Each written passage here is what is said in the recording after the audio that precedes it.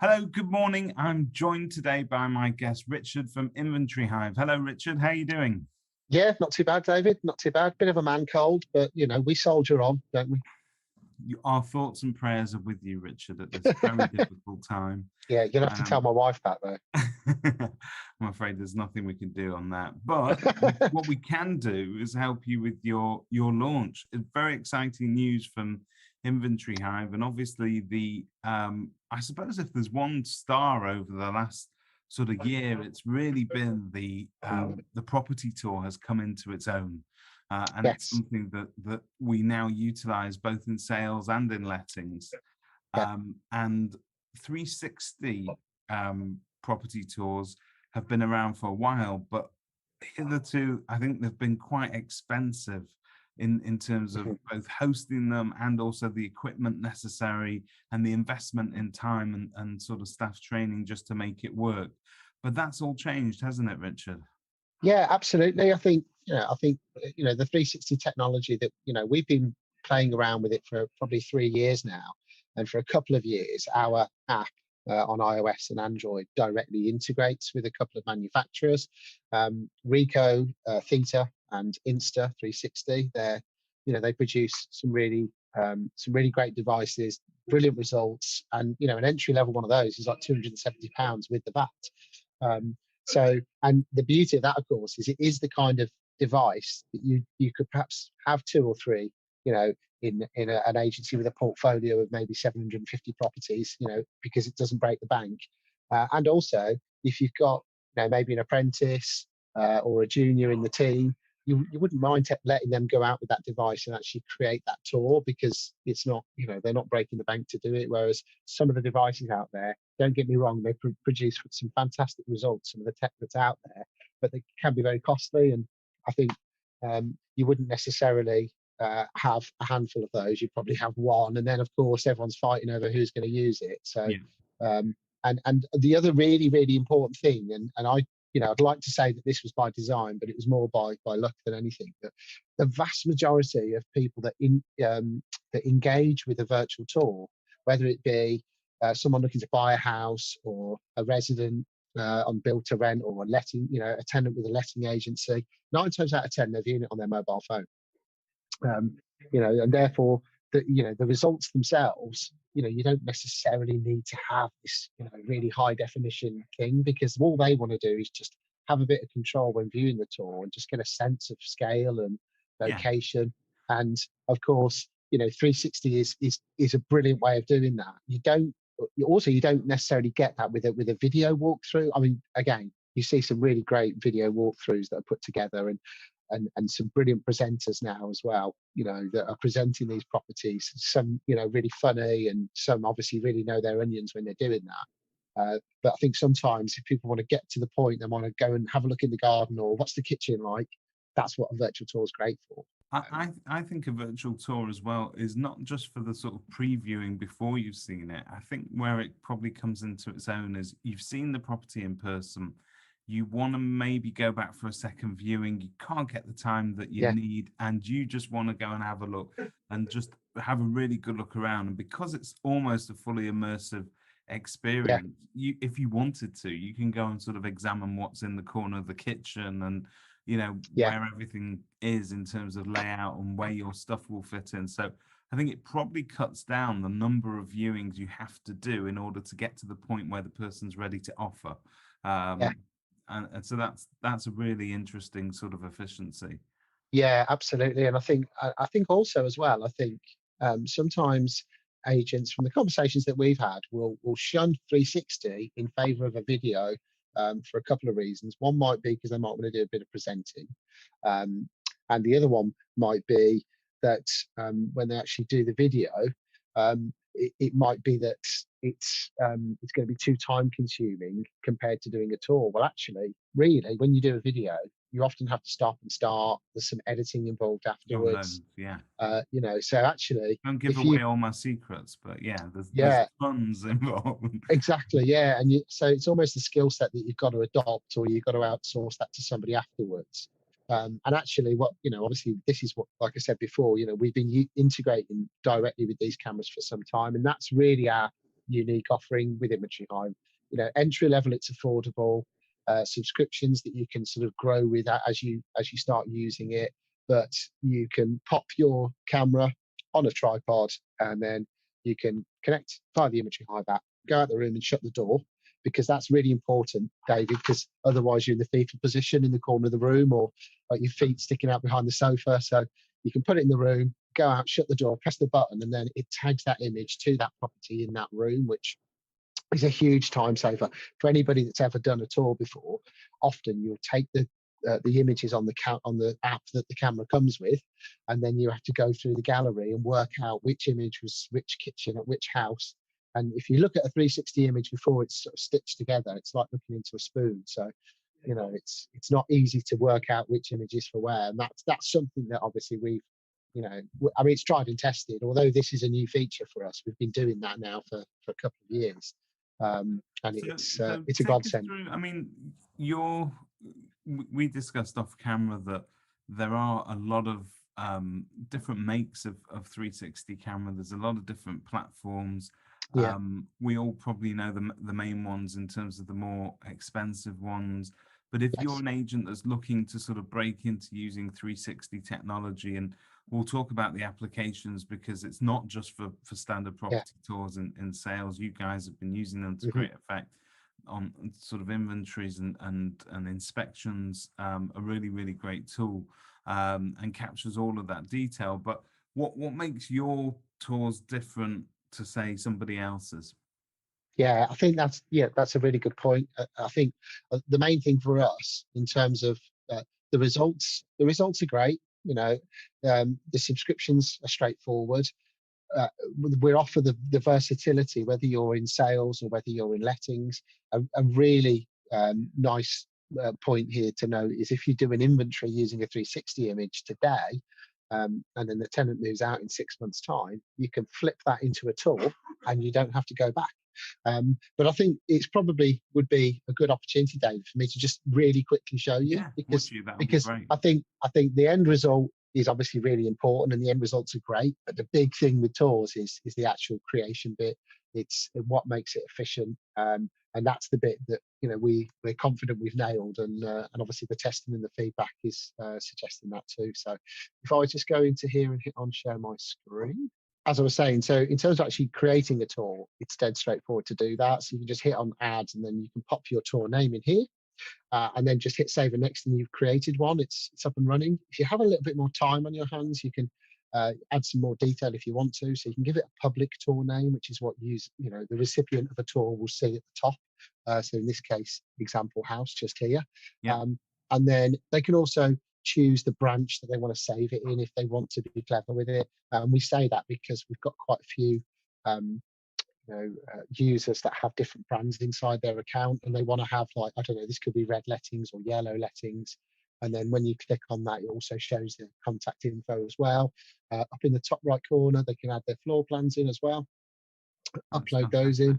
So it's nice and simple and straightforward. But the creation part is where we feel like the magic happens, because this is the bit that can be quite time consuming. Yes. So in here, I mean, this is quite a large property, and it's just a case of once you've got your hotspot in here, you can then say, right, I want to add another hotspot in. So if I wanted to, I don't know, do a link to, over here, I just add my hotspot in, choose a link.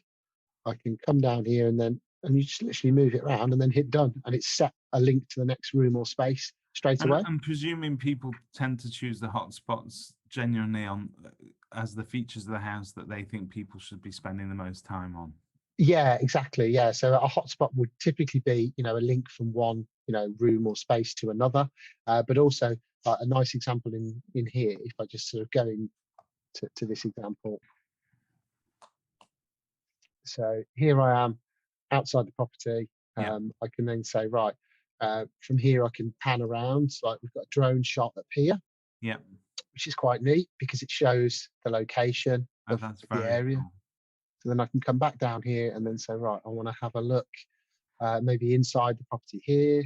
That is really neat, because previously it obviously gave you this kind of they used to display almost like a doll's house image, and you could see the inside of a house, but getting that outside detail in terms of drone shots and different angles, it's something you always missed out on. But it's superb that you've got it all on one place here. Yeah, and it's about doing it as quickly and efficiently. So as an example, when using the Inventory Hive app, which as it stands today, we've only released the browser version, but the app version's coming in the next few weeks. So that's on iOS and Android. So you imagine you've got your phone out, you've connected to your 360 camera on a tripod, you've snapped a 360 of the kitchen, which is obviously the image you're looking at now. But then if you think, well, actually that Arga, that cooker in this case, is quite a nice feature, I'm also going to take a photo of that. You would just press take a photo inside the Image Hive app, and it opens up the camera on your phone, which means you can then take a snap. And that is something that is unique to Inventory Hive, because the vast majority of platforms out there, you have to do that kind of thing from your desktop computer after you've taken your images. And that's I would say a real key element of how things are done on the platform. And really, there's not a lot more else to show you, because it's that straightforward. I mean, publishing a tour is nice and simple as well. You can create a QR code download as well. Of course, that's great for putting on window ads, for instance. If you've got someone walking past your agency, that's brilliant. Yeah, they can go in there and it's just about publishing and unpublishing those tours. But it is dead straightforward. The whole point of this, of course, is that you don't want to be spending a lot of time in the property creating your tour if you don't want to. But equally, some people, if they've got a bit of time on their hands, they'll finish it off on the app while they're there. And obviously, that, as I say, that's something that is unique to what we're doing. And I suppose just while I'm in the flow, David, while I'm in the zone, I'll just really quickly, touch on the billing. In actual fact, it'd probably be better to do it from here. Nice and simple. I've got one I made earlier. So on our pricing, you can see here that this is again another reason why it makes virtual tours attainable. So if, for instance, you wanted to have 10 publishable slots at any one time, you can have 10 published tours for £15 a month, and that allows you to have 50 stored tours and then 10 published.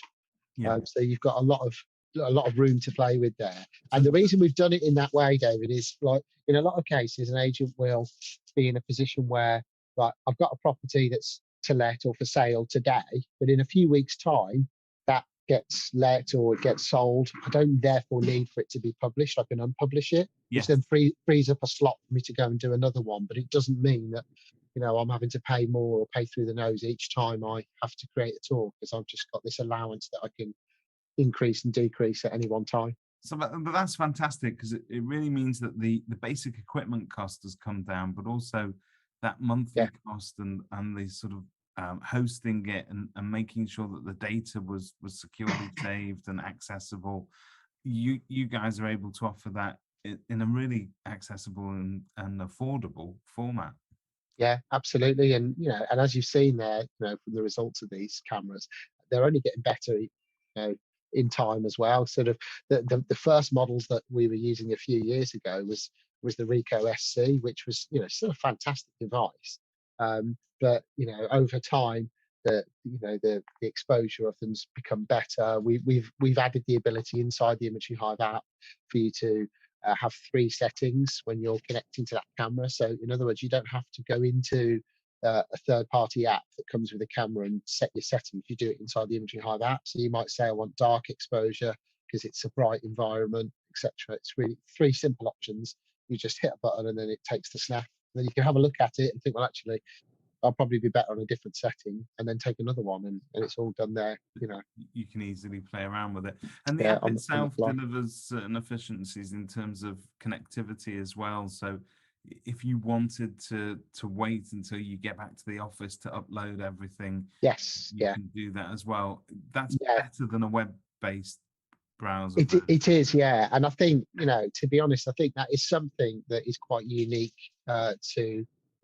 generally unique to inspection reporting apps. That obviously we've diversified a little bit now, and we're offering something quite unique as a platform. But where we started has enabled us to to understand that having an offline app on a tablet or a smartphone on iOS or Android, it's really important that that data doesn't get lost when they sync it up. Yeah. And obviously, we're storing, in excess of 55 million images now on the platform. And we're working with some of the biggest estate agency brands.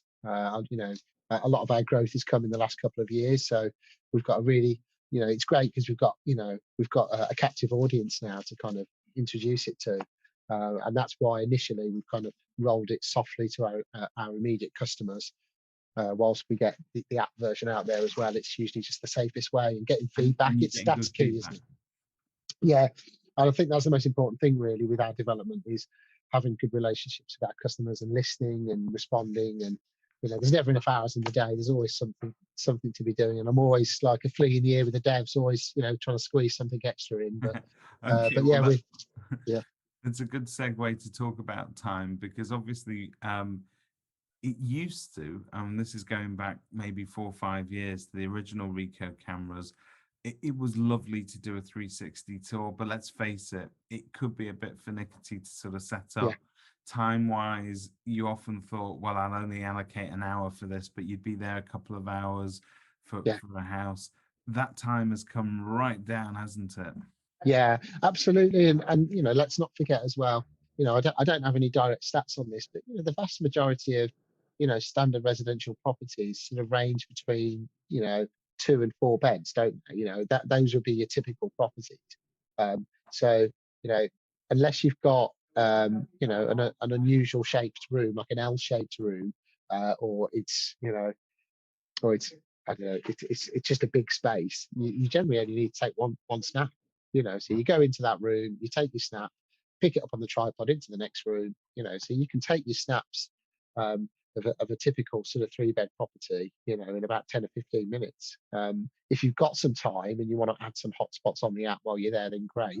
Personally, I prefer to tag them in the property and then get out, so I'm spending minimal time in the property, and then do the hotspot bit from my desktop. I just, it's nice to sit in the office and have a cup of tea, isn't it? And you don't, particularly in the winter, but you also don't need to. I mean, I suppose just in terms of these days, limiting exposure and also bothering your clients. So if you've got a vendor or landlord or whoever in those properties, they don't necessarily want to wait a couple of hours for you to do all your stuff. They want you in and out of there. They'd love you in and out within an hour, let's face it. And it sounds like, if you could do a standard house in sort of 15, 20 minutes, if you had to. Absolutely. And just on that note as well, when there are, properties with personal possessions in as well, we've come up with JMW's solicitors, we've done a comprehensive guide on GDPR and CPR, Consumer Protection Regulation implications. So what we're going to do as well, David, we're going to have that posted on our Kerfuffle blog, so that people can click on that and then download that. It's so, say if you're an agent, you can pop your own logo on it and save it as a PDF, and then share it with your landlords and or your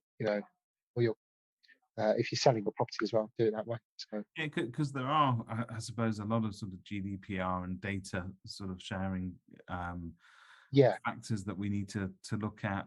These are images of people's homes at the end of the day, and the agent needs proper permissions to be able to use those and display those to members of the public. Yeah, absolutely. I think the big thing with that is that there's, I suppose there's a couple of golden rules, isn't there?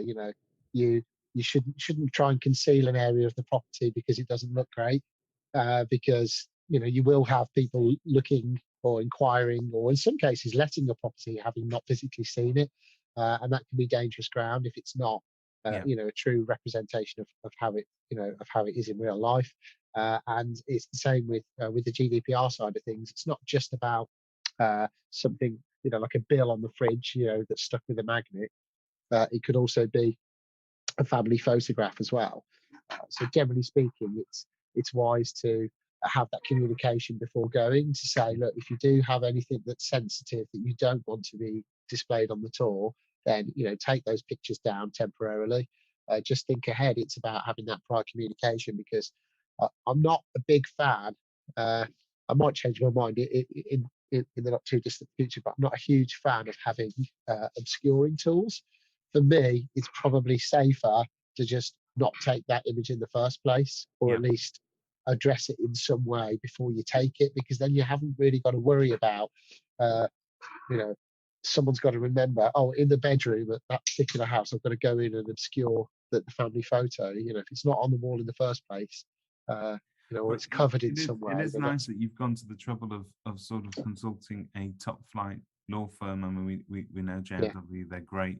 And you know, me as an agent, as a user, I would come along and with confidence know that somebody else yeah, has asked these questions and has got the answers, and that there's a basic guideline to follow. When absolutely, yeah. Yeah, I mean, we kind of in the early days, David, like we were that we wanted sort of cautious because 360 was so new. We just didn't allow our users to take 360s of outside spaces just because they could be capturing number plates of cars or people passing by, and it was just an unfamiliar territory. So we thought, right, we'd rather err on the side of caution because, you know, as data controllers, our customers are responsible for that. Yeah. So although we're, you know, the data processors, we've obviously got a duty to make sure the features we give them are potentially put them in hot water. Tell us about the sort of training that I'll need to provide to my negotiators or whoever's using this camera equipment. Yeah, Is there a lot involved, and how quickly can I get them up and running on it? absolutely not. You know, we recorded a webinar on this, and we're going to be doing, you know, live sort of webinar events over the next week. And during those events, we essentially give them a download link with some 360 photos in a folder.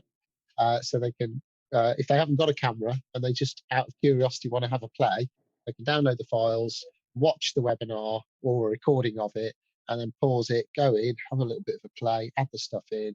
You know, like the webinars that, you know, that, I mean, if you imagine sort of 5 minutes of that is a bit of an introduction as well. So it takes us 20 minutes, literally 20 minutes to show somebody how to add a tour, add some hotspots, you know, and then publish it. It's for us, actually, for the team, it's a breath of fresh air because, you know, inspection reporting is a bit more complex. You know, I suppose the only bit that people would need to be aware of that we will, you know, do a bit of troubleshooting on and in advance and let them know, you know, if their camera's not responding. Well, that's a delicate one because obviously we don't manufacture the cameras, but No. we know if ever it's playing up, there's some simple things. It's usually turn it off and back on. Make sure that you haven't used up all the storage on the camera, which is, you know, there's just a few sort of Usual suspects. schoolboy errors, as they say. So yeah, and obviously what we're all about though is kind of preempting those and letting people know before they experience it. Talking of inspection software, obviously Inventory Hive, synonymous with inventories and inspections.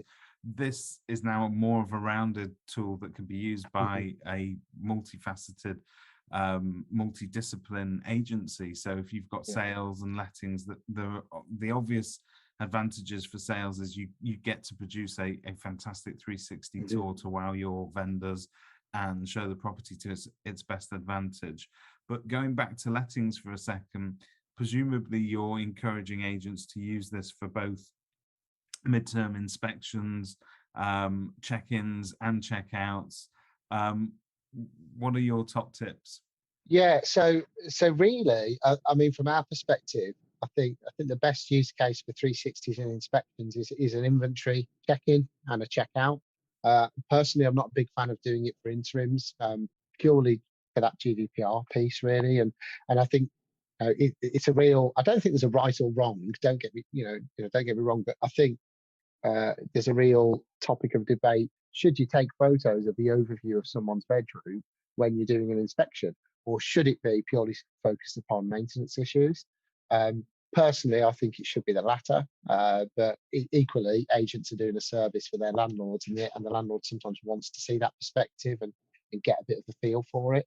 But yeah, there's no reason why you couldn't. But yeah, I think that with 360s, it's about showing smoke alarms being present, light fittings working, the decor, items in a room. That's what a 360 is great for.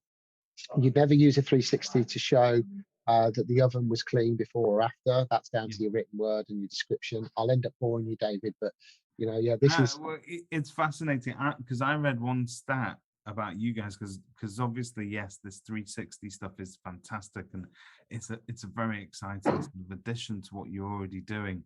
But let's not move away too much from what you are providing as a core. Yeah. I read that you, at the moment, you're triggering something like 65,000 approval email requests for paperless workflows. You've really, for a vast amount of clients, taken away all of that painful admin and the backwards and forwards that we would have had to go through in terms of keeping that paper free and flowing. Yeah, absolutely. I mean, from my perspective, the decision to develop Inventory Hive in the first place was born out of having a bad experience. It was a Word document inventory that was just an itemized list with no condition, cleanliness, no photos, no signing, and a bit naive at the time. And then I was a teacher at the time, and then I looked into the market and there was software out there. But for me, it was all about having that paperless workflow, because you can't really use an e-signing platform as a bolt-on to your inventory and expect it to be fit for purpose, because you need residents to engage when they're moving in. And by engage, I mean they should be able to comment and take photos. Now, we make it mandatory for a tenant to add a photo if they add a comment. So they do that on their smartphone from a web page. So it's really simple for them to do that, because 9 times out of 10, residents don't engage with the inventory purely because it's either in a paper form or on an email, and they just don't bloody have time. It's not convenient, so they miss it, and then they only really look at it when they're checking out, and then of course it's too late, and that's when silly, unnecessary, or sometimes necessary, depends on the circumstances, disputes arise. Whereas if you've got a resident moves in and there's a small stain in the corner of the room, if they comment on it and take a snap, it protects them. But equally, on the flip of that, if when they move out, there's a small stain, but then a great big whopping iron burn, it's not plausible to say it was like that when I moved in. So therefore, it protects the landlord or the agent. So it really does sort of work both ways. And obviously, there's a lot of talk at the moment about lifetime deposits, deposit replacements, etc. And it's almost like I don't really, feel passionately about either of those approaches. Really, I think anything that makes things better for the industry as a whole, more efficient, is going to be a good thing. But I think technology can be a key part of that and just make it so that it is transparent. I think so, and that everybody understands what's expected. And I think that forward-thinking agents who are working with forward-thinking suppliers like yourselves, they know that when it comes to adjudication of deposits, whichever deposit system you're with, you don't stand a chance unless you've got a detailed inventory.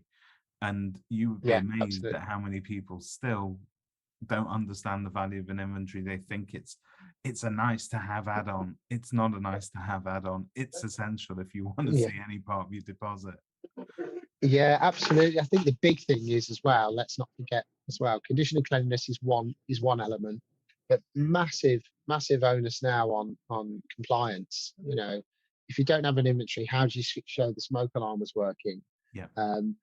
How can you demonstrate there wasn't mold on the ceiling, or that that the back door had keys, or the windows had locks? And all these things relate to housing health and safety rating system, or fitness for human habitation. So for me, it's obviously it's a no-brainer. I would say that because I'm selling inspection software. He's a little bit biased, I think but to all the people out there in property land who are looking to invest in 360 technology, get in touch with Richard and the Inventory Hive team. All their details are on kerfuffle.com. And I suppose one of the beauties about working with Inventory Hive is they have an in-house development team, which means they're constantly taking feedback and their product is constantly evolving to fit the needs of the users, the agents. Yeah, absolutely, David. Yeah, no, I appreciate that. Thank you very much. No problem at all. Richard, thank you very much for your time. David, it's been a pleasure.